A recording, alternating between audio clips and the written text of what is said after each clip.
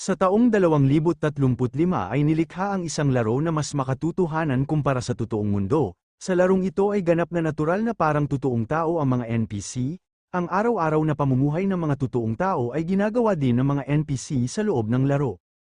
Sa larong ito lang makikita at mararanasan ng mga magarang espada at mga mahika na maaring gamitin ng karamihan sa mga manlalaro. Lahat ng mga bagay na ito ay nakapaghihikayat ng mahigit 100 milyon na tao sa buong mundo para sila ay maglaro. Sa loob ng laro ay dito sumambulat ang maraming mga bangkay sa harapan ng isang malaking gusali. Makikita dito ang isang lalaki na sumisigaw dahil bumaon sa kanyang katawan ang 3 punyal ng kanyang kalaban. Nang bumagsak na ang mandirigma na sumisigaw kanina ay makikita sa mukha ng lahat niyang mga kasama na silang lahat ay takot na takot sa isang individual na nasa kanilang harapan. Ang individual pala na nasa kanilang harapan ay itong lalaki na assassin. Siya ay nagpapalabas ng asul na aura sa kanyang buong paligid. Ang kanyang pangalan sa loob ng laro ay si Bei Douyon.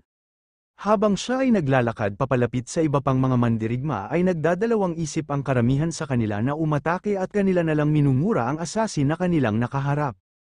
Sinisigaw pa nitong isang kawal sa lahat niyang mga kasama na patayin raw nila ang kalaban ng kanilang imperyo. Dahil sa utos ng isang kawal ay agad na nga nakumilos ang ibang mga mandirigma sa assassin para kanila na itong patayin. Pero nanlilisik lang na tiningnan nitong assassin ang mga langgam sa kanyang harapan dahil kahit magtulong-tulong pa silang lahat ay hindi pa rin sila sapat dahil ang tao na ito ay ika-rank 13 at isa siya sa 20 na tao na pinakamalakas sa loob ng laro. Kasabay nito ay dahan-dahan na itinaas ng assassin ang kanyang espada na punong-puno ng mga dugo, at muli niyang hinanda ang kanyang skill para tapusin na ang mga mandirigma na umatake sa kanya. Nang sobrang lapit na itong isang mandirigma sa assassin ay kanyang sinigawan ang assassin na kanya raw siyang papatayin. Pero kahit na ganoon ay tahimik lang itong assassin habang nanlilisik ang kanyang mga mata na kanyang hinanda ang isa niyang kamay upang gamitin para pang-atake sa lahat niyang mga kalaban. Dahil doon ay madali lang hinati sa dalawa ng assassin ang katawan ng isang mandirigma na naglakas ng loob na umatake sa kanya. Itong general ng mga mandirigma ay agad naghudyat sa lahat ng kawal na kanilang paulanan ng mga pana ang naglakas ng loob na manghimasok sa kanilang imperyo. Nang pagtingin ng assassin sa kalangitan ay nakita niya ang mga maraming palaso na papunta sa kanyang kinatatayuan, dahil dito ay agad na ginamit ng assassin ang kanyang skill para pahintuin ang mga palaso na papalapit na sa kanya. Ang mga kawal ng kanilang nakita na biglang huminto sa ere ang lahat ng mga palaso na kanilang pinakawalan ay masyado silang nagulat. Pero ang labis nilang ikinagugulat dahil ang lahat ng mga palaso na kanilang pinakawalan ay bumalik sa kanilang kinaroroonan. Sa ilang saglit ay maririnig sa buong lugar ang sigaw ng mga maraming kawal dahil silang lahat ay tinamaan ng mga palaso na kanilang pinakawalan. Wala nang ang sinayang na oras ang assassin dahil mabilis siyang tumakbo para kanyang tapusin ang mga buhay ng mga kawal na hindi tinamaan ng mga pana. Dahil dito ay nanlaki na lang ang mga mata nitong general ng mga kawal dahil pinuntirya ng assassin ang kanyang leeg, at mabilis na nahulog ang kanyang ulo sa lupa, habang itong assassin ay nagpatuloy na naglakad papunta sa ibang mga kawal. Ang ibang natira na mga kawal ay labis na natakot at hindi na nila alam kung ano ang dapat nilang gawin dahil sobrang lakas raw nitong kanilang kalaban. Ngunit nabigla itong isang kawal dahil mayroon siyang kakaibang nakita sa kanilang itaas, at napapatanong na lang siya na kung ano raw ba itong mga nangyari. Dahil pala sumambulat sa kanilang itaas ang lahat ng mga sandata na lumulutang sa ere, kasabay nito ay ginalaw ng assassin ang kanyang isang kamay, hudyat para kanya nang tapusin ang lahat ng kawal sa pamamagitan ng mga sandata na kanyang pinalutang sa itaas ng ere. Ang mga kawal ng kanilang tiningnan ng lahat ng mga sandata na papalapit na sa kanila ay halos hindi na sila makagalaw na tila ba kanila na lang hinihintay ang kanilang mga kamatayan. Makikita ang lahat ng mga sandata na bumulusok papunta sa ibaba at ang lahat ng mga ito ay binabalutan ng asul na aura ng assassin para ganap niya itong makontrol. Makalipas ang ilang mga sandali ay naglakad na nga ang assassin para pumasok sa loob ng gusali, at sa kanyang likod ay makikita ang lahat ng mga kawal na wala ng buhay. Maging sa loob ng gusali na kanyang pinasukan ay nakakalat ang maraming bangkay ng mga mandirigma na sumubok na harangan ang pagpasok ng assassin.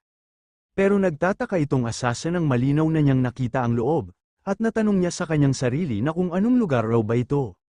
Pero natuon ang kanyang pansin sa kanyang gilid dahil mayroon siyang nakitang tao na malapit ng mamatay. Ang tao pala na malapit ng mamatay ay isang pari, at sinabi niya sa assassin na upang matapos na raw itong lahat ay kunin niya itong kwintas na kanyang suot ngayon. Nang nakita ng assassin ang kwintas na suot ng matanda ay nasabi niya na ito na raw ang bagay na kanyang hinahanap sa lugar na ito. Nanginginig din ang katawan ng matanda na kanyang sinaad sa assassin na sinabi raw ng Panginoon na balang araw ay darating dito ang kanilang magiging tagapagligtas. Sabay hinawakan ng matanda ang kamay ng assassin at kanyang tinanong na bakit pinatay niya ang lahat ng mga mandirigma na nandito. Idinagdag din ng matanda na bakit dinala raw niya ang kaguluhan sa mundo na ito, bakit kanyang sinunog ang mga lungsod at pinatay ang mga walang kasalanan at inalipin ang mga tao na nakatira dito. Wala naman pakialam ang assassin sa sinabi ng matanda bagkus agad lang niyang kinuha ang kwintas na suot ng matanda, at seryoso din niyang sinabi sa matanda na huwag raw niya siyang sisihin sa lahat ng mga nangyari dito, bagkus kanyang sisihin ang guild na nakipagsabuatan sa imperyo. Pero biglang natuon ang kanyang pansin sa labas ng gusali dahil narinig niya ang ibang mga taga-guild na dumating na sa lugar. Sabay naglakad na siya papunta sa itaas ng hagdanan. Sinabi pa ng matanda sa kanya na ang lahat raw na mga nangyari ngayon ay ayon sa kalooban ng Diyos, sila raw lahat ay magbabayad sa kanilang mga ginawa. Nang nakaakyat na ang assassin sa hagdanan ay makikita dito sa itaas ang isang hugis lamesa, kasabay nito ay itinutok ng lalaki ang kanyang kinuhang bagay sa matanda. Sa kanyang pagtutok biglang nagliwanag ang bagay sa kanyang kamay, sabay bumuo ng isang pasukan na hagdanan ang ilalim ng sahig. At nang bumaba na siya sa hagdanan ay iniisip niya ang mga impormasyon patungkol dito, ngunit natigil ang kanyang pag-iisip dahil mayroon siyang kakaibang nakita sa kanyang harapan. Ang kanya palang nakita ay isang libro at dalawang item dito sa mundo ng Connect, nasabi na lang niya na kapag makuha na raw niya ang mga bagay na ito ay siya ang kauna-unahang magkakaroon ng item sa mundo na ito. Ayon din sa kanyang mga nalaman, 5 taon na raw ang nakalipas ay nagsabuatan ang mga malalaking guild at imperyo upang wasakin ang mundo. Ang lahat raw niyang ginawa sa loob ng 6 na buwan ay para lang doon, ang pagdadalumhati at pagluha ng NPC ay baliwala lang sa kanya. At kinuha din ng mga malalaking guild ang control dito sa mundo ng Connect at siya na lang ang nag-iisang solo player sa top 100, kinakailangan raw niyang makuha ang mga mahalagang item bago pa ito makuha ng iba. At napangiti na lang siya dahil kapag malalaman raw ng mga malalaking guild na siya ang nakakuha nitong item ay tiyak magagalit silang lahat sa kanya. Pero nagulat siya dahil mayroon siyang kakaibang bagay na nakita sa kanyang harapan, ang bagay pala na kanyang nakita ay isang game cartridge. At nang ito ay nasa kanya ng mga kamay ay napapatanong na lang siya na bakit mayroong game cartridge dito sa loob ng mundo ng Connect. Ngunit sa hindi maipaliwanag ay mayroon siyang nararamdaman na kakaiba sa kanyang buong katawan. Kaya wala na lang siyang ibang nagawa kung hindi napahawak sa kanyang ulo at kanyang natanong sa kanyang sarili na kung ano raw ba itong mga nangyari, bakit ang kanyang connection dito sa mundo ng Connect ay bigla na lang nag-error, paano raw ba ito posible? At nang pagbalik niya sa totoong mundo ay dito makikita siya na mayroon ng butas sa kanyang dibdib at maririnig din ng isang boses na pinapatigil siya sa kanyang paggalaw. Kaya wala na lang siyang ibang nagawa kung hindi na pamura sa mga nangyari. At natanong din niya na kung bakit ginawa ito sa kanya ng iilang mga individual. Natatawa pang sinabi sa kanya ng mga mafia na huwag na raw siyang kumilos at lumaban sa kanila kung gusto niya ng hindi masakit na kamatayan, at nasabi din ng ating pangunahin na tauhan habang tinitingnan ng mga kalalakihan na hindi raw niya inaasahan na mangyayari sa kanya ang ganito sa totoong mundo. Samantalang itong isang lalaki ay kanyang tinawagan ang kanilang boss na nag-utos sa kanila. At kanyang tinanong ang kanyang boss na kung dadalhin raw ba nila ng buhay ang kanilang target. Nang tinanong ng isa pang lalaki ang kanyang kasama na tinawagan na kung ano raw ba ang sinabi sa kanya ng kanilang boss, ay tumugon siya sa kanyang kasama na patayin raw nila dito ang kanilang target at kanilang dadalhin ang kanyang ulo sa kanilang boss. At nagulat ang ating bida ng kanyang nalaman na kaya lang pala raw siya pinapatay ay sa kadahilanan masyado ng mataas ang kanyang level sa mundo ng Connect at mahirap na siyang talunin. At masyadong nanginginig ang katawan ng ating bida nang sinabihan siya ng mga kalalakihan na kung inaakala raw ba niya na kapag magaling na siya sa loob ng laro ay magiging maayos na ang lahat, kapag sumikat pa raw siya ay natitiyak nila na wala na siyang kinakatakutan. Sabay tinakpan ng mga kalalakihan ang ulo ng ating bida upang kanila na itong pugutan ng ulo, at agad na itinaas ng isang lalaki ang kanyang hawak-hawak na kutsilyo. Sa ilang saglit ay maririnig ang boses ng ating bida na ito ay sumisigaw sa sobrang sakit habang dahan-dahan na nawala ng buhay, at nasabi din niya na hindi raw ito maari. Ang pagpatay raw sa isang tao nang dahil lang sa laro ay isang katangahan, talaga raw bang mamamatay siya sa ganitong paraan. Ngunit nang kanya nang ipinikit ang kanyang mga mata ay dito maririnig ang isang boses na tinawag ang kanyang pansin at pilit siyang ginigising. Nang pagmulat ng kanyang mga mata ay laking gulat niya sa kanyang nakita sa buo niyang paligid. Sabay sumigaw siya ng sobrang lakas dahil magpasa hanggang ngayon ay ramdam pa niya sa kanyang sarili kung paano siya pinugutan ng ulo ng mga kalalakihan kanina. Pero ang labis niyang ipinagtataka ng pagtingin niya sa kanyang kamay ay bakit pakiramdam niya na parang hindi niya ito katawan dahil malaki na ang nabago. Nang tumingin-tingin siya sa kanyang buong paligid ay nasabi niya sa kanyang sarili na kung ano raw ba talaga ang totoong nangyari sa kanya, dahil ang huli niyang naalala ay pinatay siya matapos niyang mag-log out sa kanyang nilalaro. Pero biglang natuon ang kanyang pansin sa kanyang gilid dahil nakita niya ang isang babae na tahimik na natutulog, at nang naramdaman ng babae na nagising na ang kanyang young master ay agad siyang nagtanong na kung ayos lang raw ba si Sir Raul. Sa binanggit ng katulong ay nagtataka ang ating bida kung bakit siya tinawag nitong babae na Raul, at nagulat din siya dahil mayroon siyang kakaiba na nakita sa babae. Dahil nakita niya sa itaas ng ulo ng babae ang kanyang kasalukuyan na status level, siya ay si Ana na isang level 3, tinanong pa ni Ana si Raul na parang nanginginig daw ang kanyang young master, gusto raw ba niya na tumawag na ng mangagamot. Pero ang labis na ipinagtataka ni Raul dahil sa kanyang harapan ay nakita niya ang kanyang system, kaya halos hindi siya nakapagsalita at hindi na niya alam kung ano ang kanyang dapat na sabihin. Isinaad pa sa kanya ng kanyang system na ang kaluluwa raw ay matagumpay ng nakapanahan, nag-activate na raw ang Connect Close Beta System, maari na raw na gamitin ng user ang interface, ang kasalukuyang numero ay nag-iisa lang. Kaya nasabi na lang ni Raul na ano raw bang sinasabi nitong system sa kanya. Nagpapatawa raw ba ito? Bakit mayroong ganitong system sa kanyang mundo ngayon? Ngunit nang pagtingin niya sa labas ng kanyang gusali ay masyado siyang nagulat dahil kung tama raw ang kanyang iniisip na siya ngayon ay nasa ibang mundo. Siya ay napunta sa loob ng mundo ng Connect. Posible raw ba na ang mundo ng Connect ay hindi lang isang laro kung hindi ito ay talagang totoong mundo? Nang nakalabas na siya sa kanyang kwarto ay naramdaman niya na kakaiba raw talaga itong kanyang paligid, dahil nararamdaman raw niya ang lahat. Dahil lubos raw itong kakaiba kumpara noong nakalink na siya sa Crash. At batay sa synchronization na ang antas ng koneksyon nila sa mundo ng Connect ay nagtatakda ng kanilang lakas dito sa loob, at ang mga pangkaraniwan na mga manlalaro ay mayroong 30% synchronization, ngunit siya noon na si Baidoyun ay mayroong 70% ng synchronization. Siya raw noon ay nananatiling top 1 sa loob ng 10 taon, hanggang sa dumating ang Major Guild. Ngunit ngayon ay wala na siya sa katawan na yon.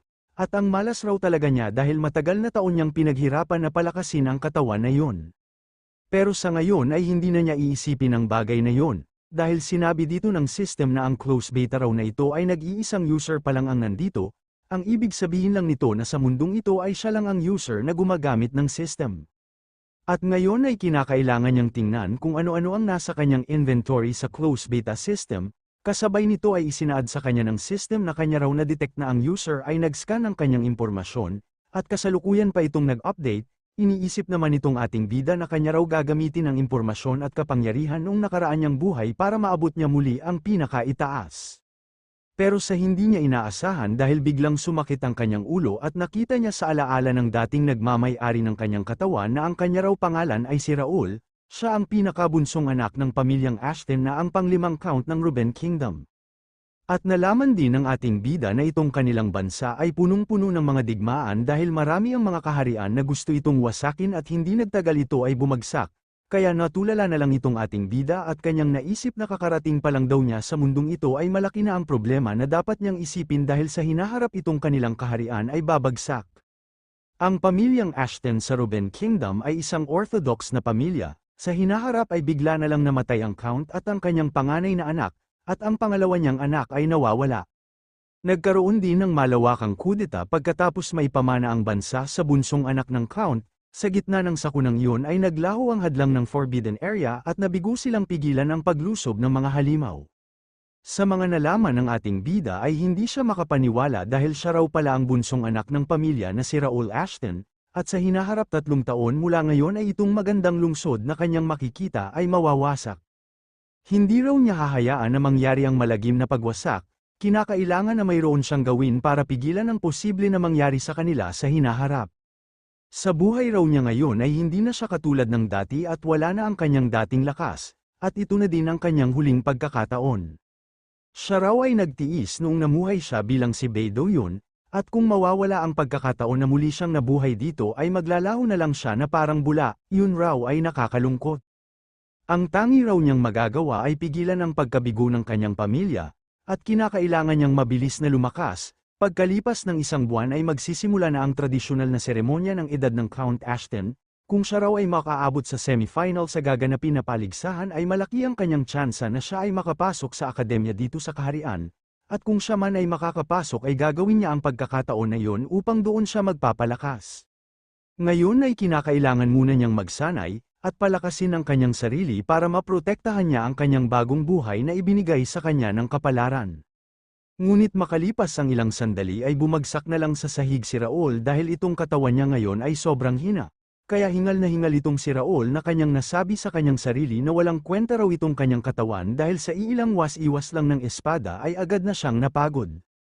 Ngunit nang pagtingin niya sa kanyang level ay dito nakita niya na siya raw pala ay isa lang hamak na level 5, 2 level lang pala ang agwat nila ng kanyang katulong na si Ana. Sa buhay raw na ito ay nagsisimula na naman siya sa umpisa na mag-level up, kinakailangan raw niyang mag-training ng walang tigil para sa gaganapin na tournament. Makalipas ang isang buwan, ay dito ginanap na ang tournament sa kanilang lungsod.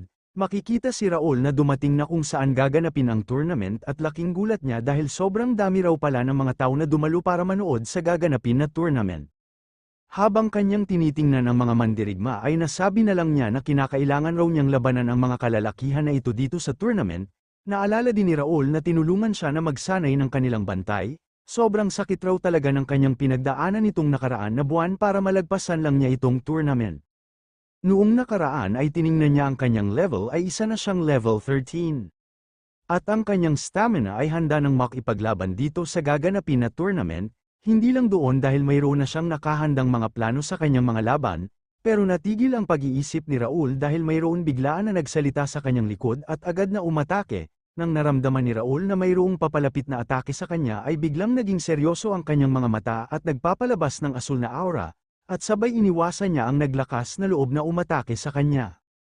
Nang pagtingin ni Raul sa lalaki ay nagtataka siya na kung sino raw ba ito. Natatawa lang naman na humihingi ng paumanhin sa kanya ang lalaki dahil bigla na lang raw gumalaw ang kanyang kamay nang hindi niya namalayan. Sa isip-isip naman ng ating bida na ang lalaki raw pala na ito ay si Dion. At ang kanyang mga kasama ay kanyang mga pinsan. Natatawa din na sinabi din ni Dion sa ating bida na balak raw bang sumali sa tournament ang isang maharlika. Idinagdag pa ni Dion na akala raw niya na ang isang maharlika katulad ng ating bida ay magtatago na lang sa kanyang kwarto at iiyak. Pero tiningnan lang siya ng seryoso ng ating bida at kanyang natanong sa kanyang sarili na kung ang lalaki raw ba na ito ay ang pangalawang anak ng kanyang uncle na si Viscount Austin, ang ibig raw bang sabihin nito ay siya ay kanyang pinsan. Ang lalaki raw na ito ay palagi siyang binubuli kapag sila ay magkasama na mag-training ng swordmanship, hinahayaan lang ng mga tagapagturo at konde na ganoon ang kanyang ginagawa kay Raul dahil mayroong kasabihan ang kanilang angkan na sinusunod. Ang una ay dapat na mag-ensayo na parang tunay na laban. Ang pangalawa ay dapat pantay-pantay ang lugar sa pagsasanay, at ang pangatlo ay walang mananagot sa anumang pinsalang mangyari habang nagsasanay. Kaya ang ibig lang raw na sabihin nito na ang walang hiyang bastard na ito ay pinagsasamantalahan ng mas mahina sa kanya. Mayabang pang sinabi ni Dion kay Raul na dapat na raw siyang mag-withdraw sa laban habang may panahon pa kung ayaw niyang mabali ang kanyang mga buto. Idinagdag pa niya na mayroong seryosong tono na kanya raw babaliin ang buto ni Raul hanggang ang maliit na parte nito. Tinawag din ni Dion ang kanyang mga kasama na mamaya raw ay kanilang makikita itong si Raul na muli na namang iiyak sa kanyang harapan. Wala naman tugon si Raul sa ipinakitang yabang sa kanya ni Dion bagkus seryoso lang niya itong tinitingnan, sa kanya naman isip-isip na itong si Dion raw ay malaki ang kanyang tiwala na siya ang mananalo sa kanilang laban sa tournament, hayaan lang raw muna niya si Dion na tumawa ngayon dahil mamaya ay siya na naman ang kanyang pagtatawanan. At kapag silang dalawa ay nagtagpo sa final ay ipapakita niya kay Dion kung paano niya siya paglalaroan sa kanilang laban. Ipinakita naman sa eksena ang labas ng kastilyo, at sa loob nito ay makikita ang butler na kanyang dinala sa count ang report patungkol sa tournament na gaganapin ngayong araw. At nang kinuha na ng count ang report ay tinanong niya ang butler na kapaki-pakinabang raw ba ang mga sumali sa tournament. Matapos matingnan ng count ang report ay muli na naman niyang tinanong ang butler kung nasaan raw ba ngayon si Raul. Ayon naman ng butler na si Raul daw ay bumalik sa kanyang kwarto matapos niyang kumain, at sa palagay din niya na nagamit ni Sir Raul ang lahat niyang lakas matapos ang paunang laban kaya bumalik siya sa kanyang kwarto para magpahinga. Matapos ibinalita ng butler ang lahat ay inutusan na siya ng Count na maaari na raw siyang umalis. Ang pangalan pala ng Count ay si Count Melvin Aston, ang ama ni Raul. Matapos makaalis ang butler ay nagkaroon ng pansamantalang katahimikan ang silid, ngunit kasabay nito ay napalitan ito ng malakas na tawa ng Count dahil sa sobrang tuwa sa kanyang natanggap na balita patungkol sa kanyang anak na si Raul. Habang siya ay tumatawa ay hindi naman maalis ang kanyang tingin sa papel kung saan nakasulat ang group stage sa ginaganap na tournament. Naisip din ni Count Melvin Aston na kailanman ay hindi raw niya pinilit si Raul na humawak ng espada, dahil mahina siya kumpara sa kanyang kapatid na lalaki. Ngunit noong nagsimula na siyang mag-training isang buwan na ang nakalipas bago ang tournament, ay malaki na ang pinagbago ng kanyang lakas. Noong una siyang mag-training ay agad siyang bumagsak sa loob lang ng 10 minuto, pero hindi pa rin siya sumuko. At alam din niya na siya ay pinapahirapan at binubuli sa kanyang pag-training dahil mayroon siyang mahina na pangangatawan. Ngunit kung tinulungan niya siya sa panahon na yun ay alam niya na mapapahiya lang si Raul, dahil wala man lang siyang ibang magagawa kung hindi aasa sa kanyang tulong. Kinakailangan raw niyang maghintay hanggang sa si Raul na mismo ang tumayo sa sarili niyang mga paa, pero sa ngayon ay hindi talaga niya inaasahan na ang kanyang anak na si Raul ay lumagpas sa kanyang mga inaasahan. Samantalang makikita naman itong si Raul na agad na bumagsak sa kanyang kama dahil sa sobrang pagod, at makalipas ang 2 araw, ang araw kung saan gaganapin ang final ng tournament, ito ay dinaluhan ng mga maraming manunood para kanilang masaksihan kung sino ang mananalo sa ginaganap na tournament. Maririnig dito ang ingay na maraming tao at hindi na makapaghintay na matapos na ang nagaganap na laban. Ang ibang mga tao ay masyadong nainis sa kanilang pinapanood dahil bakit sobrang tagal raw natapos ang laban, at ang iba din ay kanilang sinisigaw na nakakatawa raw ang nagaganap na laban ngayon. Lumabas naman ang pawis sa mukha nitong kalahok ng tournament na mayroong berde na buhok dahil bakit hindi pa raw niya agad natapos itong kanyang kaharap, kahit alam naman niya na malaki ang agwat ng kanilang mga lakas. Ang nakalaban pala ng lalaki na kalahok ay walang iba kung hindi si Raul. Kahit masyado nang nahihirapan si Raul sa kanyang laban ay pinipilit pa rin niya ang kanyang sarili na hindi siya matalo sa kanyang laban. Habang walang tigil na inatake si Raul ng kanyang nakaharap ay mahahalata sa kilos nitong ating bida na masyado siyang nahihirapan sa pagdepensa sa kanyang sarili, pero kahit na ganoon ay matagumpay pa rin niyang napipigilan ang bawat atake ng kanyang nakalaban, at itong kanyang kaharap ay batid sa kanyang kilos na malapit na itong maubusan ng lakas sa walang tigil niyang pag-atake na matagumpay naman na nadepensahan ni Raul. Hindi na nga makapagpigil itong lalaki kung hindi mas nilakasan pa niya ang kanyang puwersa sa kanyang espada upang tuluyan na niyang matalo ang ating bida, kahit na ilang beses nang bumagsak si Raul sa bawat atake ng kanyang kalaban ay hindi pa rin siya sumuko bagkus pinipilit pa rin niya ang kanyang sarili na tumayo para bumalik sa laban. Ang mga maraming tao na pinapanood ang laban ay halos hindi sila makapagsalita na hindi makapaniwala sa ipinakitang tapang at lakas ng loob ng ating bida na manalo sa laban. Kaya nasabi na lang nila habang tinitingnan si Raul na muli na namang tumayo habang hingal, na sa nakita raw nila ngayon ay paulit-ulit lang ang ginagawang atake ni Raul sa kanyang kalaban, ilang beses na raw ba niya itong ginagawa, matagal-tagal na din daw siyang nagtiis sa mga ibinigay sa kanya na mga atake. Nasabi din ng iba na hindi raw sila makapaniwala na ganito katapang ang bunsong anak ng Count, samantalang ang lalaki na nakalaban ng ating bida ay nanggagalaiti na kay Raul dahil gusto na niya itong tapusin pero hindi niya magawa.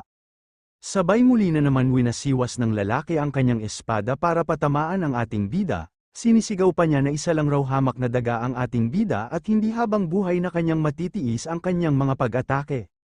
Idinagdag pa niya na hindi raw ba nahihiya ang ating bida bilang miyembro ng pamilya ng Count na panay depensa lang ang kanyang ginagawa sa kanilang laban. Pero natatawa lang na tumugon sa kanya si Raul na kung inaakala raw ba talaga niya na hindi niya siya masusugatan sa kanilang laban. Kasabay nito ay biglang dumistansya ang lalaki sa kinatatayuan ng ating bida.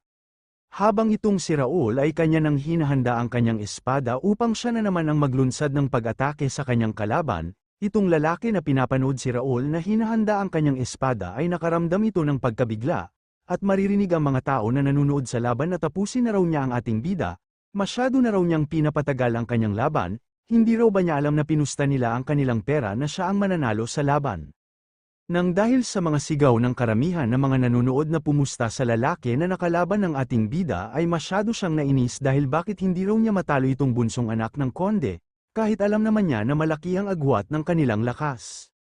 Kasabay nito ay ibinuhos na nga ng lalaki ang lahat niyang mana sa kanyang espada para sa isasagawa niyang pag-atake at seryoso niyang sinabi kay Raul na ngayon raw ay kanila nang tatapusin ang kanilang laban. Ang mga tao na nanunood ay masyadong nagulat na kanilang natanong na kung mana raw ba itong kanilang nakita na bumabalot sa espada, paano raw ba ito mapipigilan ng bunsong anak ng konde? Habang naghahanda ang dalawa sa kani-kanilang mga atake ay sinisigaw ng lalaki kay Raul na dito na raw siya mamamatay sa kanyang isasagawang pag-atake. Makikita sa mga mata ng lalaki na ito ay nanlilisik at wala nang ibang iniisip kung hindi patayin si Raul sa kanyang huling pag-atake. Pero nagulat siya dahil habang kanyang tinitingnan si Raul ay nakita niya na masyado lang itong kampante na tumingin sa kanya at hinihintay lang siya na siya ang unang kumilos sa kanilang dalawa. At natanong din ng lalaki na kung binabalak raw ba nitong si Raul na tanggapin ang kanyang pag-atake.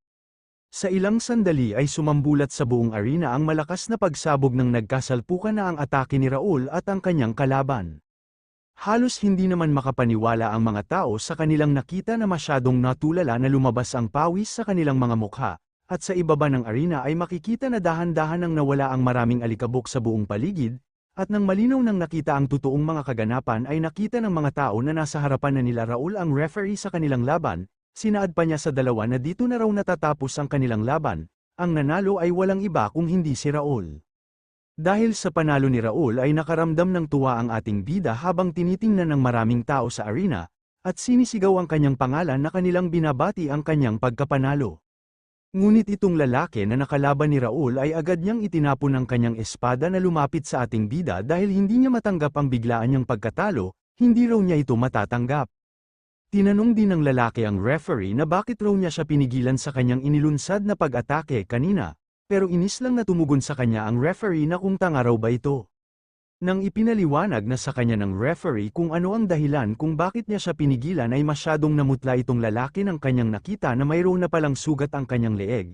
Sinabi pa sa kanya ng referee na tingnan raw niya ng mabuti ang kanyang leeg, dahil kung hindi niya sila pinigilan kanina ay tiyak na patay na siya ngayon.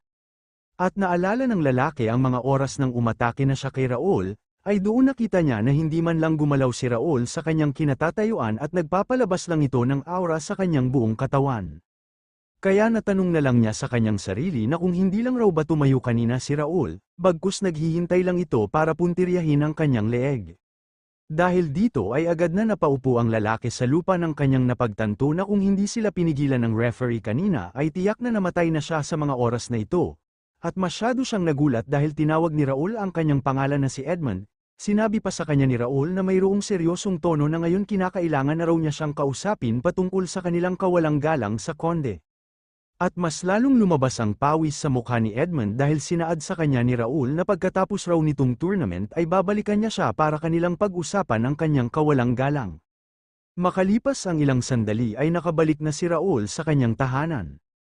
Habang ang kanyang katulong na si Ana ay binabati siya sa kanyang pagkapanalo sa laban, maari na raw na magpahinga ang kanyang young master. Wala naman tugon si Raul sa sinabi sa kanya ni Ana bagkus kanya lang itong tinitingnan na hindi alam kung ano ang kanyang dapat na sasabihin. At nang nakapasok na siya sa kanyang kwarto, ay dito kanya nang ipinalabas ang totoo niyang nararamdaman sa kanyang pagkapanalo sa laban at ito ay tuwang-tuwa, dahil sa wakas ay nanalo raw siya sa laban. Sabay masaya niyang tiningnan ang kanyang kasalukuyan na status, dito ay nakita niya na siya ay nag-level up at ang kanyang Ashton swordmanship ay tumaas sa beginner level na level 9. Kaya nasabi na lang ni Raul sa kanyang sarili na gumana raw talaga ang kanyang plano kung paano siya makapag-level up. Ginamit raw niya ang feature ng laro kung saan nakakuha siya ng maraming karanasan na experience points at mastery kapag lumalaban siya sa mas malakas sa kanya na kalaban. Ang kanyang pakikipaglaban sa mas malakas na kalaban ay talagang nakapagbibigay sa kanya ng maraming experience points. Kaya lang raw gumana ang kanyang plano dahil sa mode ng kanyang laro ay nakapagbibigay ito ng multiplier kapag inalis niya ang revival. Iyon ay ang tinatawag na hardcore mode, na kapag mas mataas ang panganib na kanyang kinahaharap ay mataas din ang experience points na kanyang makukuha. Noong una raw niya itong nakita ay hindi talaga niya ito nagustuhan at agad siyang nagreklamo. Hindi raw sana siya makapag-level up ng ganito kalaki sa loob ng isang buwan kung nasa normal mode lang siya. At ang pinakamaganda dito dahil nakakuha din siya ng magandang mga natatanging mga trait, ang Psychokinetic Mystery ay ang trait na ginagamit ng kanyang dating sarili na si Beo Doyon. At ang Royal Lineage ay ang trait na mayroon si Raul, ang mga natitirang mga katangian ay mabubuksan lamang kapag siya ay makapag-level up.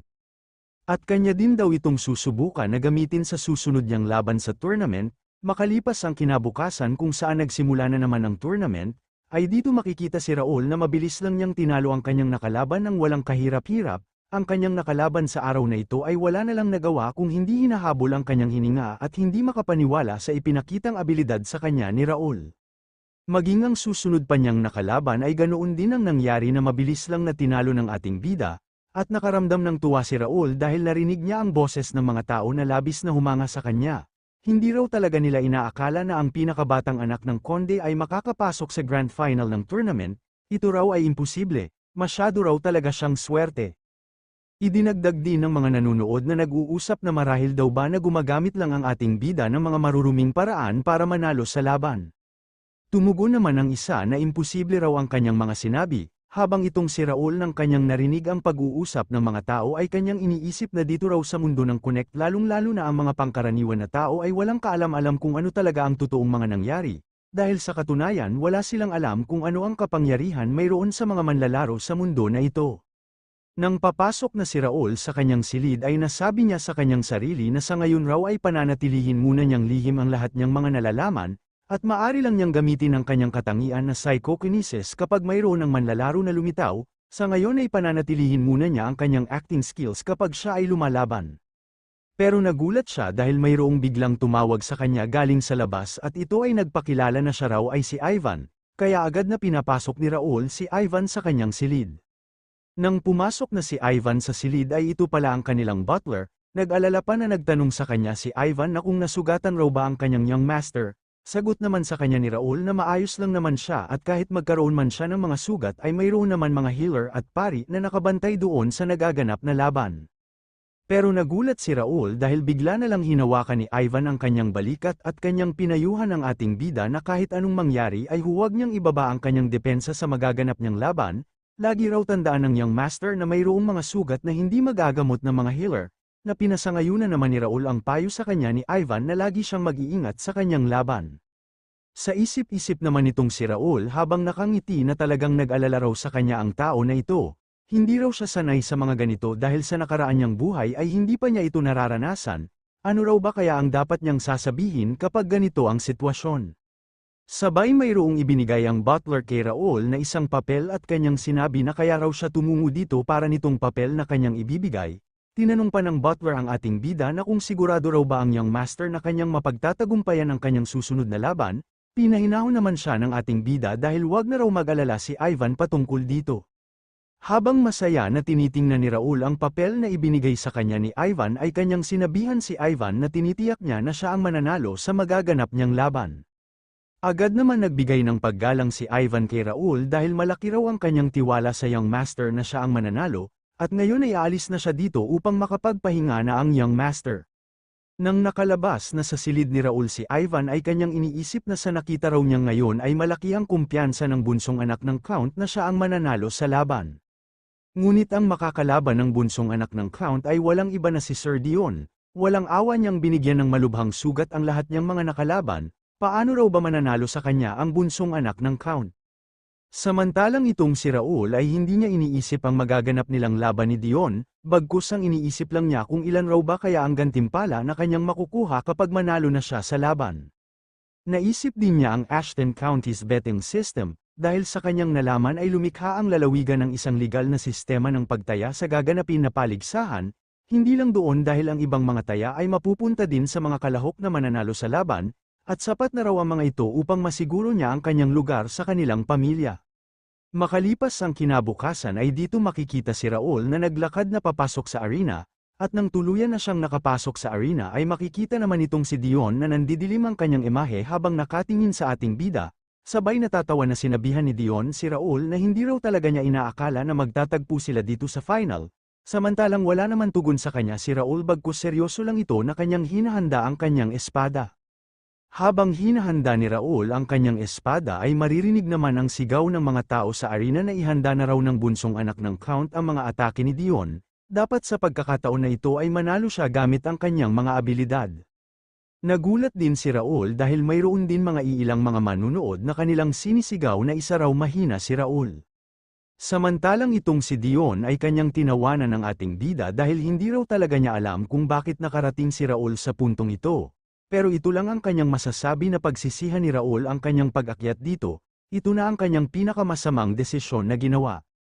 Idinagdag pa ni Dion na malamang ang mga tao na nanunood ay pumapalakpak sila ng dahil isang walang silbi si Raul, at magiging magandang tanawin ito kapag nakita nila na si Raul ay nagsimula ng gumapang na putol ang braso maging ang binti. Sa gitna ng mga sinabi ni Dion ay makikita lang itong si Raul na tila ba inaantok na nang dahil walang tigil na dumadaldal itong si Dion. Sinaad pa ni Raul kay Dion habang kanya itong iniinis na kung tapos na raw ba siya sa walang tigil na kakadaldal. Nang dahil sa pang-iinsulto ni Raul ay nanggagalaiti itong si Dion na kanyang itiniklop ang kanyang isang kamao, at ito ay nagpapalabas ng malakas na aura sa kanyang katawan na kanyang minumura ang ating bida. Sa isip-isip naman nitong si Raul habang tinitingnan nitong si Dion na ang lalaki raw na ito ay isa lang hamak na mayabang. At nang kanyang sinuri ang kasalukuyan na status nitong si Dion ay nasabi ni Raul sa kanyang sarili na ang lalaki raw na ito ay hanggang sa antas lang ng B-class, maaring kahanga-hanga siya ngayon ngunit hanggang dito na lang ang kanyang abilidad. Makikita naman itong si Dion na halos lumabas na ang maraming ugat sa kanyang mukha na kanyang sinabi sa ating bida na ngayon ay kanya siyang papatayin. Pero laking gulat ni Dion dahil bigla na lang naglaho si Raul sa kanyang kinatatayuan, at nang pagtingin niya sa kanyang itaas ay nakita niya si Raul na hinanda na niya ang kanyang espada para siya ang maunang umatake. Sa ginawang atake ni Raul ay matagumpay naman itong naharang ni Dion gamit ang kanyang espada. Pero kahit matagumpay na nadepensahan ni Dion ang atake ni Raul ay agad naman siyang tumilapon sa malayo, at makikita ito na masyadong nanginginig ang buo niyang katawan at hindi makapaniwala. Kaya napamura na lang itong si Dion at kanyang natanong na kung paano raw ito nangyari. Samantalang itong si Raul ay masyadong nadismaya kay Dion dahil mababa raw sa kanyang inaasahan ang elastisidad nitong si Dion. Sabay winasiwas ni Raul ang kanyang espada sa buo niyang paligid at kanyang iniisip na kahit sobrang hina pa raw ang lalaki na ito ay wala siyang pakialam. Sa gitna ng ginawang kilos ni Raul ay bigla naman na umatake itong si Dion, ngunit agad lang din naman na naiwasan ni Raul ng walang kahirap-hirap, kaya tinanong ni Dion si Raul na kung bakit hindi niya siya matamaan. At muli na naman na umatake si Dion sa gilid ni Raul na madali lang din na naharang ni Raul gamit ang kanyang espada. Kasabay nito ay sinipa ni Raul ang paa ng mayabang na si Dion, at ito ay nagdulot upang bumagsak sa lupa itong si Dion sa harapan ng ating bida. Sa isip-isip naman itong si Raul na ang ginawang kilos raw ngayon ni Dion ay isang kasanayan sa espada na walang anumang praktikal na karanasan, karaniwang estilo ang ganito ng mga maharlika. Habang iniinda ni Dion ang pinsala sa kanyang ilong ay maririnig ang boses ng mga tao na nanunood na si Raul ay kinawawalang si Dion. At nasabi na lang nitong si Dion na itong walang hiya raw na si Raul ay naglakas pa ng loob na inisin siya. Dahil dito ay muli na namang tumayo si Dion at kanya nang ibinuhos ang buo niyang lakas dahil sa ngayon raw ay buo na ang kanyang desisyon na patayin si Raul. Sa isip-isip naman nitong si Raul habang tinitingnan ang ginawang kilos ni Dion, na mana sword lang raw ang alam ng lalaki na ito sa kabila ng napakaraming dumadaloy na mana sa kanyang katawan. Ang mga tao na pinapanood si Dion na nagpapalabas ng maraming mana sa buo niyang katawan ay nakaramdam sila ng takot sa posibleng mangyari sa bunsong anak ng Count. Ngunit sa hindi inaasahan ni Dion dahil biglang tumilapon ng kanyang espada dahil mabilis itong inatake ni Raul gamit lang ang kanyang isang kamay. Sabay makikita itong si Raul na pinalabas din niya ang makapal na mana sa kanyang katawan at kanyang sinabihan si Dion na masyado raw siyang boring kalaban. Sa pagpapalabas ng mana sa katawan ni Raul ay natulala na lang itong si Dion na lumabas ang pawis sa kanyang mukha, ngunit bigla na lang nagbago ang hugis ng kanyang mukha dahil imbis na magmamakaawa ay mas lalo pa itong nagalit sa ating bida. Kahit wala siyang hawak-hawak na espada ay naglakas pa rin siya na umatake sa ating bida, ngunit hanggang doon na lang ang kanyang magagawa dahil sinipa ni Raul ang kanyang isang paa. Sinabi pa sa kanya ni Raul na kung binabalak raw ba niyang linlangin siya. Dahil dito ay makikita si Dion na bumagsak sa lupa, at nang sinubukan ni Dion na muli na namang tumayo ay iniinis siya ni Raul na masyado raw siyang nakakahiya sa paggamit niya sa pangalan ni Viscount Austin. Dahil sa sobrang inis ni Dion sa pang-iinis sa kanya ni Raul ay kanyang sinisigaw na kanya raw papatayin si Raul, pero bigla siyang tumahimik dahil buong-buo niyang sinalo ang malakas na suntok ng ating bida.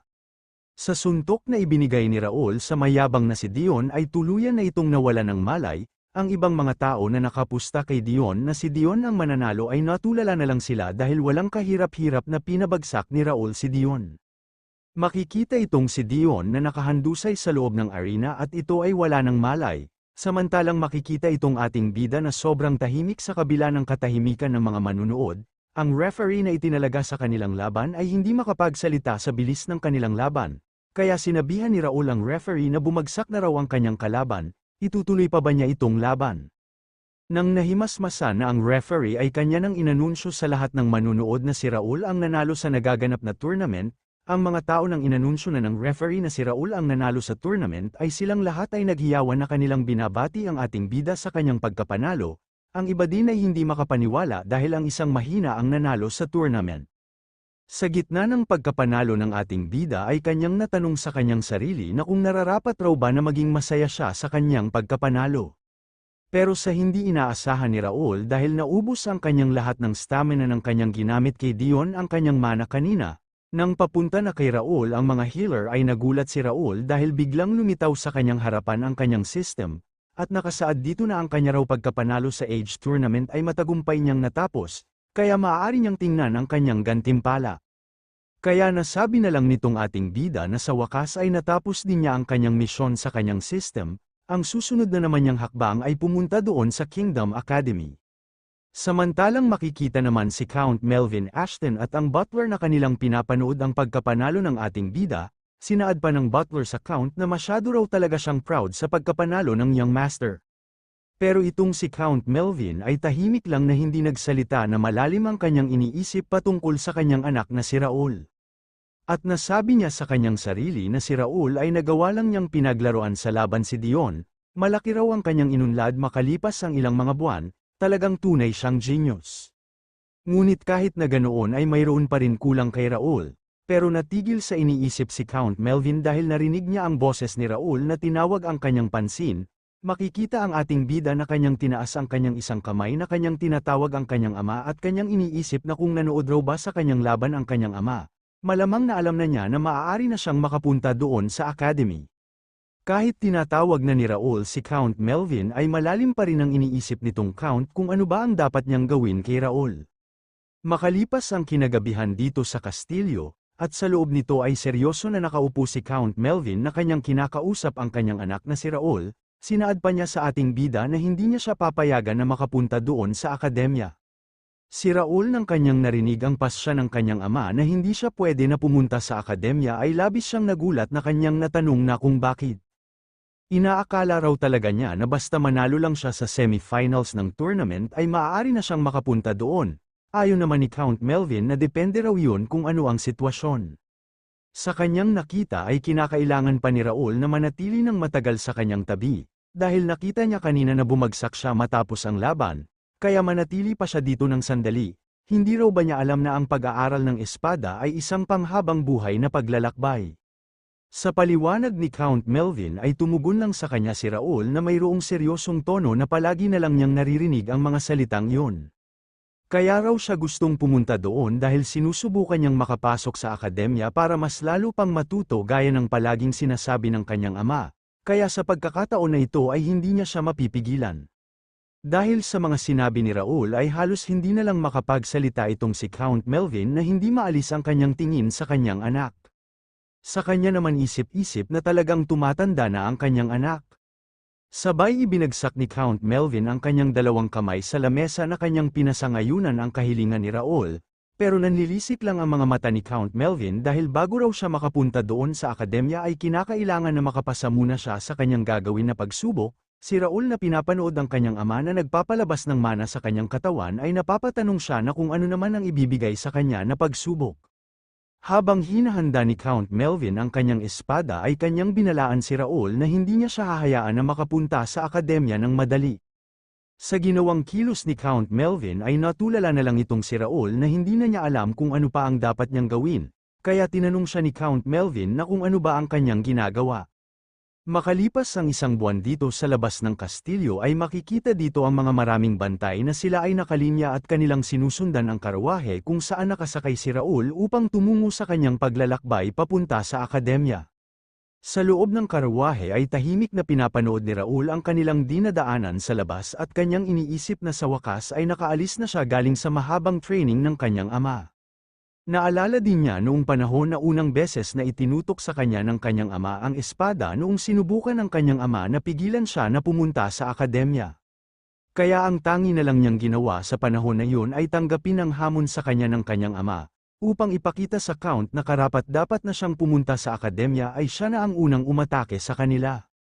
Sa ginawang atake ni Raul sa panahon na yun ay madali lang itong naharang ni Count Melvin gamit ang kanyang espada. Natatawa pa na sinabi ni Count Melvin kay Raul na kung ito na raw ba ang buong lakas ng kanyang anak. Sa sumunod na mga nangyari ay nagulat si Raul dahil nakita niya si Count Melvin na itinaas niya ang kanyang espada, at kanyang sinabihan si Raul na ngayon ay kanyang ipapakita sa kanyang anak kung ano ang kanyang kakayahan pagdating sa espada. Kaya sa tuwing naalala ni Raul ang atake sa kanya ni Count Melvin sa panahon na yun ay labis siyang nadismaya sa kanyang sarili dahil sa isang tama lang ng espada ng kanyang ama ay agad siyang nawalan ng malay. Naalala din niya ang sinabi ng kanyang ama na ang atake niya ay isa palang panimulang sulyap, pero sa tingin niya yun ay buong lakas na ng kanyang ama. Ang ganoon daw na kapangyarihan ay ang lakas ng panglima na County Lord, ngunit namatay siya bago nagsimula ang mundo ng Connect. Pagkatapos niyang namatay ay ang kanilang bansa ay mabilis din na naglaho, para kanyang mapigilan ang pagbagsak ng kanilang bansa ay dapat na manatili na nabubuhay ang kanyang ama.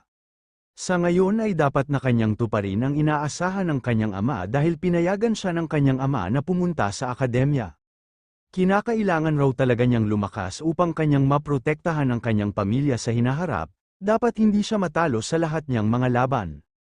Samantala makikita naman itong si Count Melvin sa itaas ng kanilang kastilyo na hindi maalis ang kanyang tingin sa karwahe na sinasakyan ni Raul, at kanyang iniisip na dapat na mag-ingat ang kanyang anak sa kanyang paglalakbay.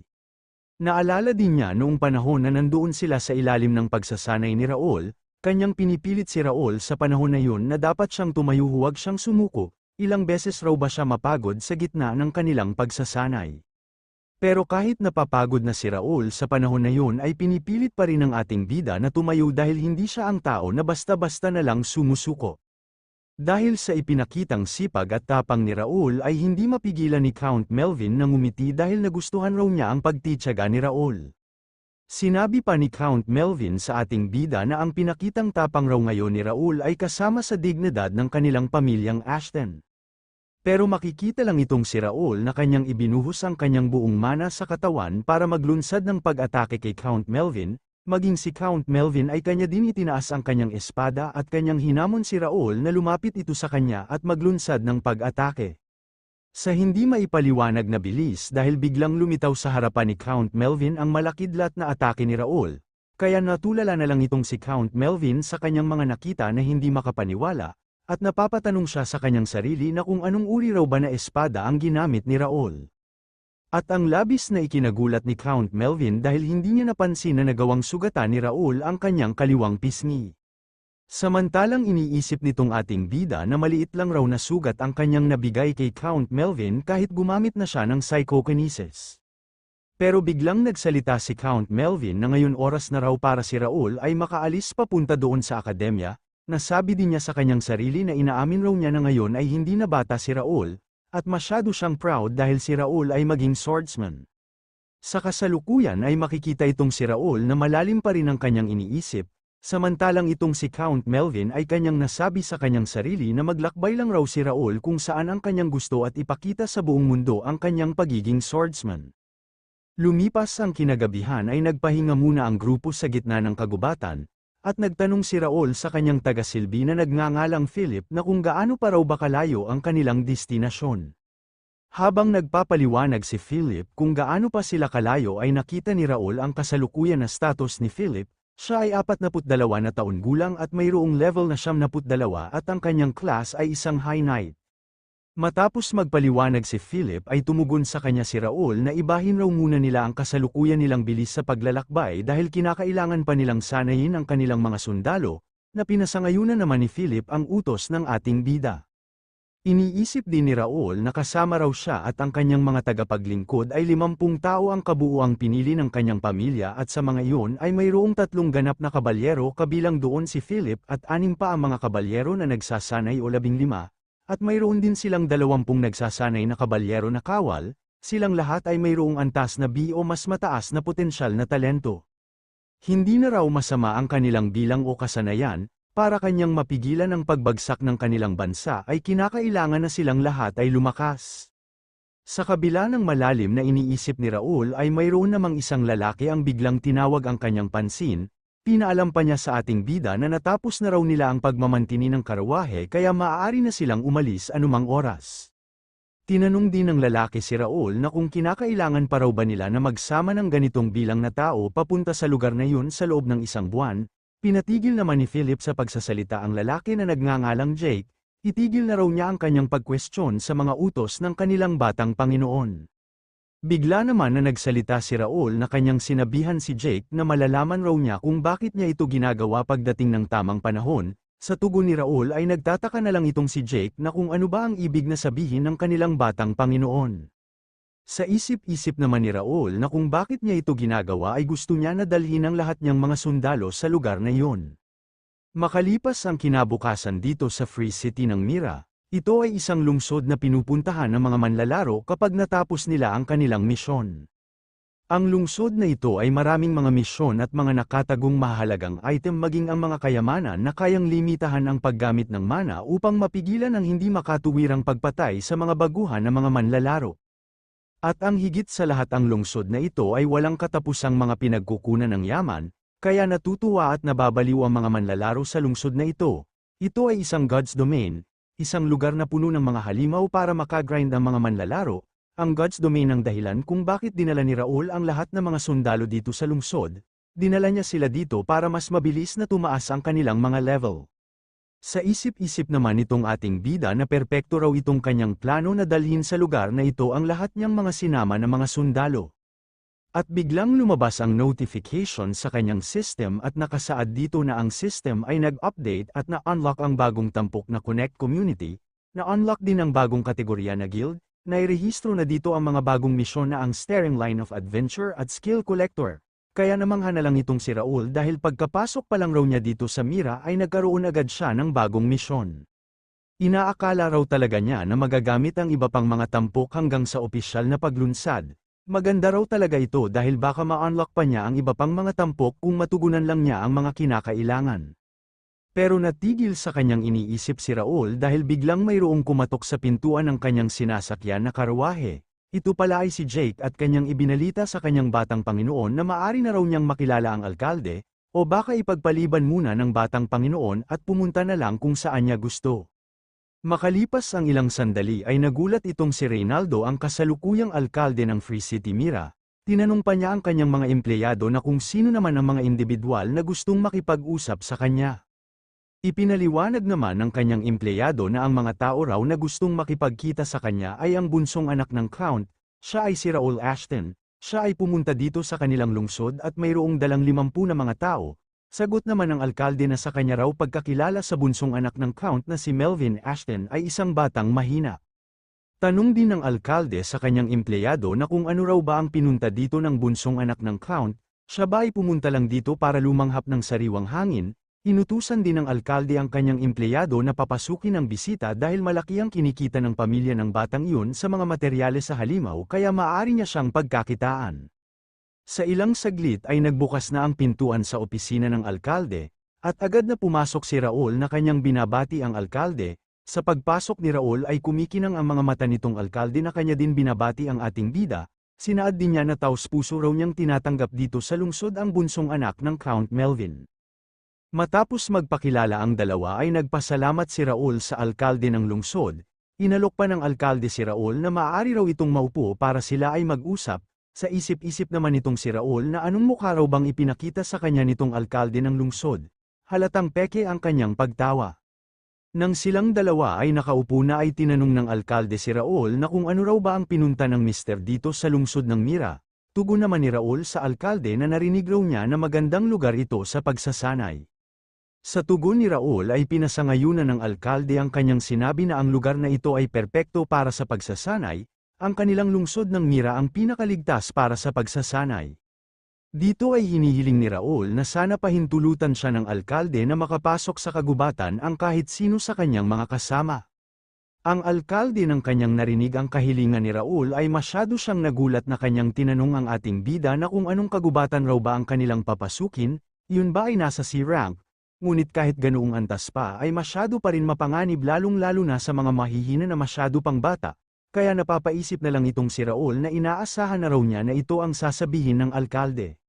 Sabay na pabuntong hininga si Raul na kanyang sinaad sa alkalde na wala na raw talaga siyang ibang choice kung hindi ang ganoon na lugar.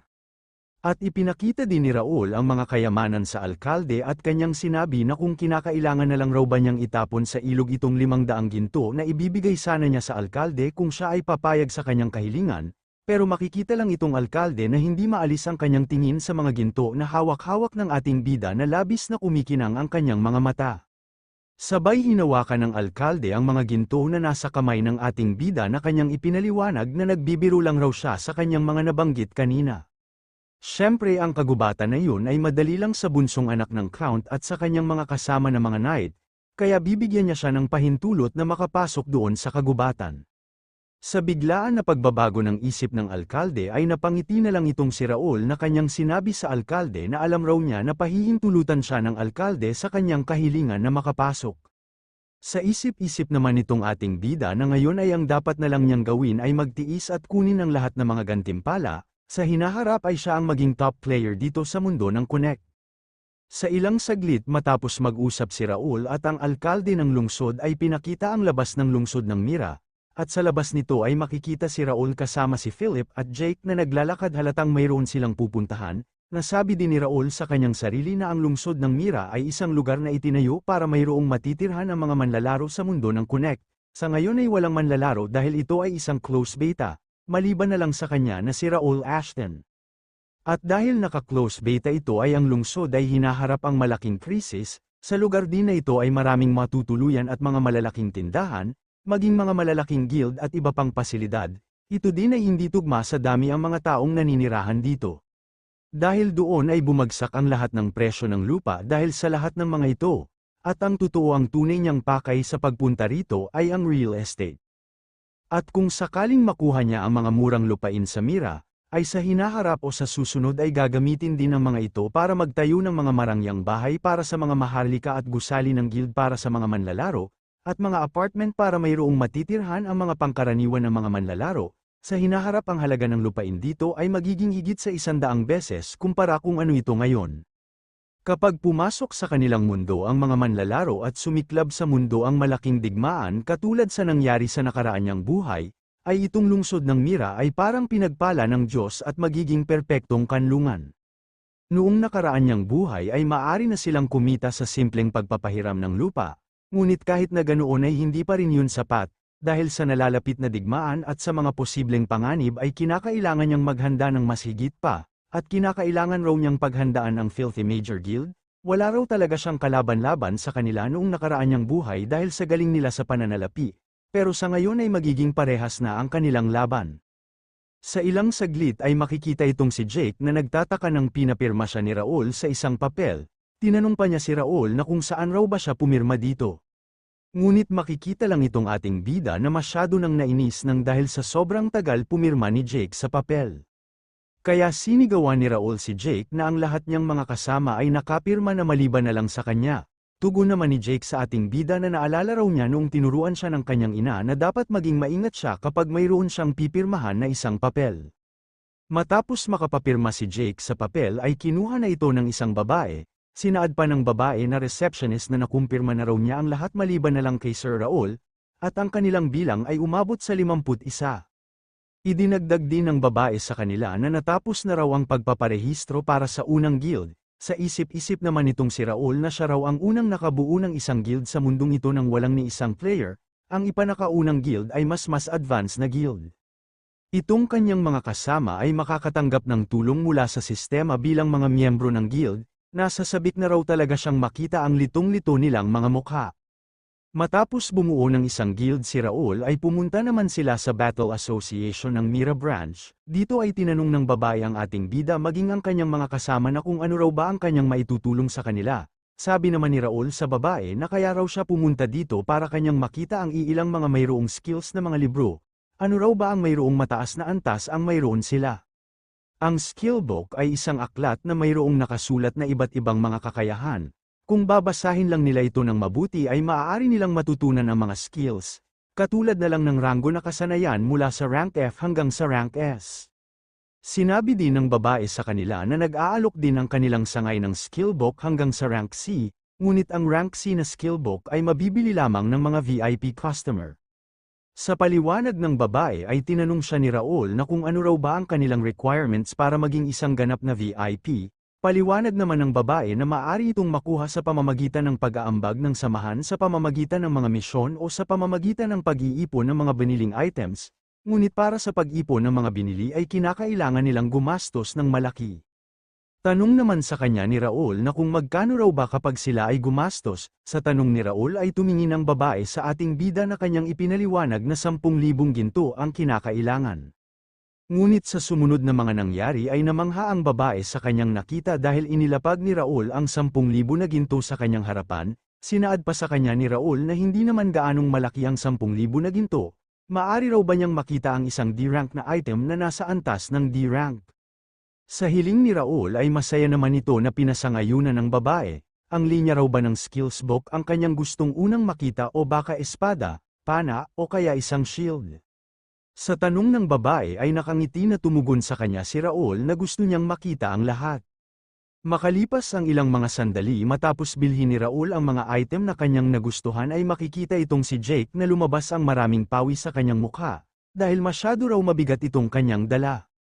Kaya tinanong niya si Raul na kung talaga raw ba na kinakailangan itong lahat ng kanyang batang Panginoon. Ipinaliwanag naman sa kanya ni Raul na maaaring iisipin pa nila ngayon na ito ay isang abala. Ngunit ang mga aklat na ito ay maaaring makapagpapataas sa kanilang mga level. Sa paliwanag ni Raul ay napansin ni Jake na mukhang detalyado ang mga skills book na kanilang binili. Ngunit hindi ba't mga beginner level lang ang maaaring magsanay gamit ang mga aklat, na pinasangayunan naman ni Philip ang tanong ni Jake, maaari naman raw na bumili na lang sila ng mga power armor sa halagang ginastos nila sa mga aklat. Pinahinahon naman sila ni Raul dahil malalaman nila kinabukasan kung bakit ito ang kanyang pinili.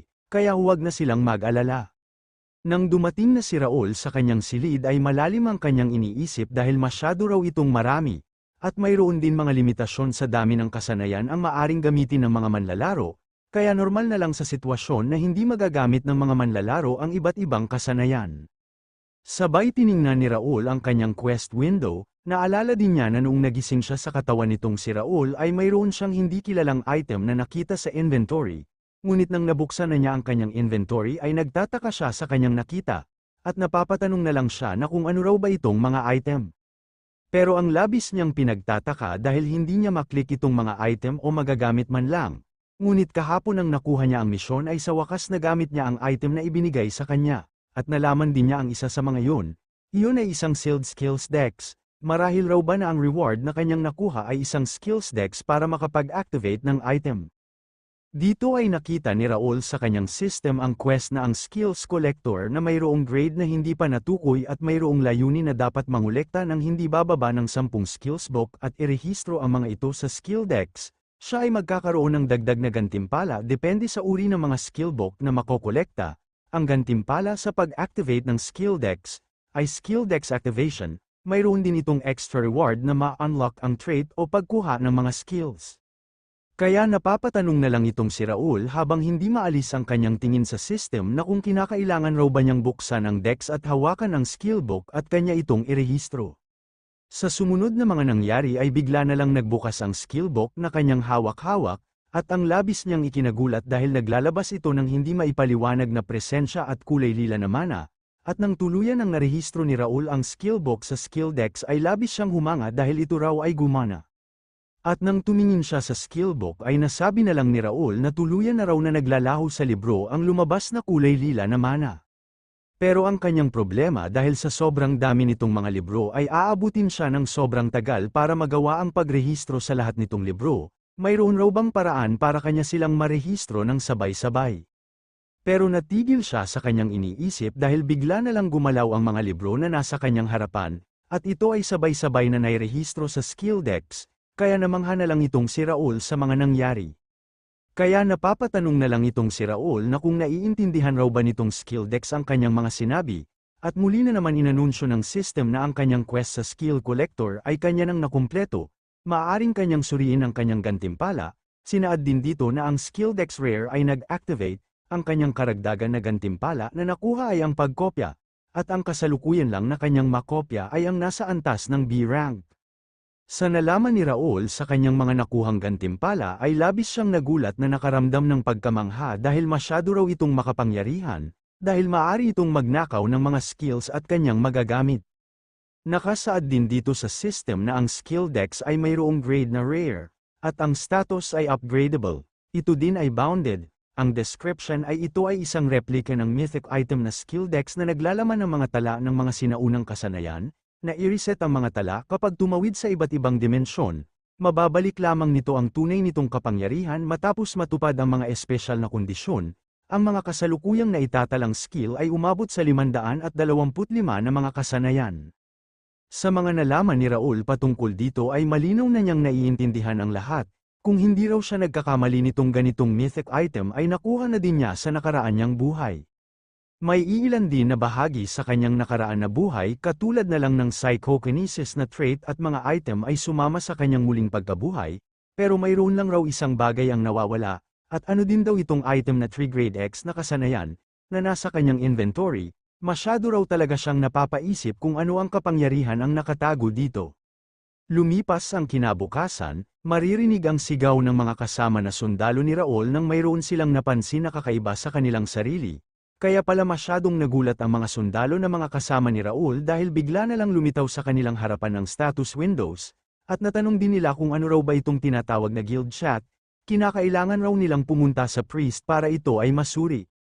Sa kinaroroonan naman ni Raul ay binabati siya ng magandang umaga nitong kanyang tagasilbi. Ngunit makikita lang itong si Raul na halatang walang tulog at kanyang iniisip na hindi raw siya nakatulog ng buong magdamag dahil kanyang binasa ang lahat na nasa skill dex. Binabati din niya ang lalaki na nagngangalang Bernard at kanyang tinanong na kung kanya na raw bang naipaliwanag sa lahat kung ano talaga ang mga totoong nangyari.